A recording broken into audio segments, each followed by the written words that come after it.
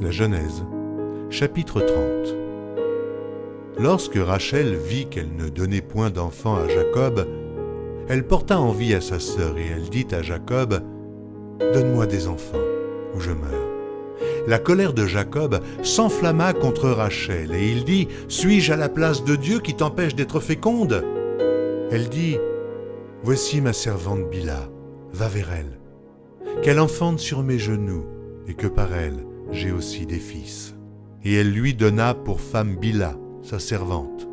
Et Jacob alla vers elle. Bilha devint enceinte et enfanta un fils à Jacob. Rachel dit : « Dieu m'a rendu justice. Il a entendu ma voix et il m'a donné un fils. » C'est pourquoi elle l'appela du nom de Dan. Bilha, servante de Rachel, devint encore enceinte. Elle enfanta un second fils à Jacob. Rachel dit : « J'ai lutté divinement contre ma sœur et j'ai vaincu. » Et elle l'appela du nom de Nephtali. Léa, voyant qu'elle avait cessé d'enfanter, prit Zilpa, sa servante, et la donna pour femme à Jacob. Zilpa, servante de Léa, enfanta un fils à Jacob. Léa dit : « Quel bonheur !» et elle l'appela du nom de Gad.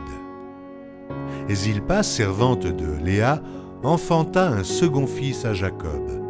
Léa dit : « Que je suis heureuse, car les filles me diront heureuse. » Et elle l'appela du nom d'Azer. Ruben sortit au temps de la moisson des blés et trouva des mandragores dans les champs. Il les apporta à Léa, sa mère. Alors Rachel dit à Léa : « Donne-moi, je te prie, des mandragores de ton fils. » Elle lui répondit : « Est-ce peu que tu aies pris mon mari pour que tu prennes aussi les mandragores de mon fils ?» Et Rachel dit : « Eh bien, il couchera avec toi cette nuit pour les mandragores de ton fils. » Le soir, comme Jacob revenait des champs, Léa sortit à sa rencontre et dit : « C'est vers moi que tu viendras, car je t'ai acheté pour les mandragores de mon fils. » Et il coucha avec elle cette nuit. Dieu exauça Léa qui devint enceinte et enfanta un cinquième fils à Jacob. Léa dit : « Dieu m'a donné mon salaire parce que j'ai donné ma servante à mon mari. » Et elle l'appela du nom d'Issachar. Léa devint encore enceinte et enfanta un sixième fils à Jacob. Léa dit : « Dieu m'a fait un beau don. Cette fois, mon mari habitera avec moi, car je lui ai enfanté 6 fils. » Et elle l'appela du nom de Zabulon. Ensuite, elle enfanta une fille qu'elle appela du nom de Dina. Dieu se souvint de Rachel, il l'exauça et il la rendit féconde. Elle devint enceinte et enfanta un fils, et elle dit : « Dieu a enlevé mon opprobre. » Et elle lui donna le nom de Joseph en disant : « Que l'Éternel m'ajoute à notre fils. » Lorsque Rachel eut enfanté Joseph, Jacob dit à Laban : « Laisse-moi partir pour que je m'en aille chez moi, dans mon pays. Donne-moi mes femmes et mes enfants pour lesquels je t'ai servi, et je m'en irai, car tu sais quel service j'ai fait pour toi. » Laban lui dit : « Puissais-je trouver grâce à tes yeux ? Je vois bien que l'Éternel m'a béni à cause de toi. Fixe-moi ton salaire, et je te le donnerai. » Jacob lui dit : « Tu sais comment je t'ai servi, et ce qu'est devenu ton troupeau avec moi. Car le peu que tu avais avant moi s'est beaucoup accru, et l'Éternel t'a béni sur mes pas.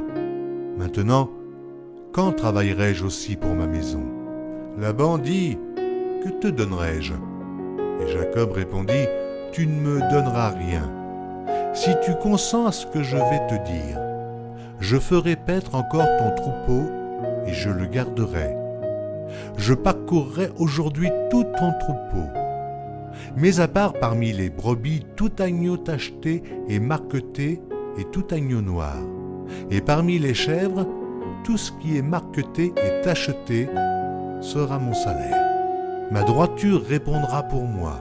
Demain, quand tu viendras voir mon salaire, tout ce qui ne sera pas tacheté et marqueté parmi les chèvres et noir parmi les agneaux, ce sera de ma part un vol. » Et Laban dit : « Eh bien, qu'il en soit selon ta parole. » Ce même jour, il mit à part les boucs rayés et marquetés, toutes les chèvres tachetées et marquetées, toutes celles où il y avait du blanc, et tout ce qui était noir parmi les brebis, il les remit entre les mains de ses fils.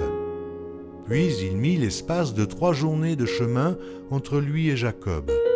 Et Jacob fit paître le reste du troupeau de Laban. Jacob prit des branches vertes de peuplier, d'amandier et de platane. Il y pela des bandes blanches, mettant à nu le blanc qui était sur les branches. Puis il plaça les branches qu'il avait pelées dans les auges, dans les abreuvoirs, sous les yeux des brebis qui venaient de boire. Puis il plaça les branches qu'il avait pelées dans les auges, dans les abreuvoirs, sous les yeux des brebis qui venaient boire, pour qu'elles entrassent en chaleur en venant boire. Les brebis entraient en chaleur près des branches, et elles faisaient des petits rayés, tachetés et marquetés. Jacob séparait les agneaux, et il mettait ensemble tout ce qui était rayé et tout ce qui était noir dans le troupeau de Laban. Il se fit ainsi des troupeaux à part, qu'il ne réunit point au troupeau de Laban. Toutes les fois que les brebis vigoureuses entraient en chaleur, Jacob plaçait les branches dans les auges, sous les yeux des brebis, pour qu'elles entrassent en chaleur près des branches. Quand les brebis étaient chétives, il ne les plaçait point, de sorte que les chétives étaient pour Laban et les vigoureuses pour Jacob. Cet homme devint de plus en plus riche. Il eut du menu bétail en abondance, des servantes et des serviteurs, des chameaux et des ânes.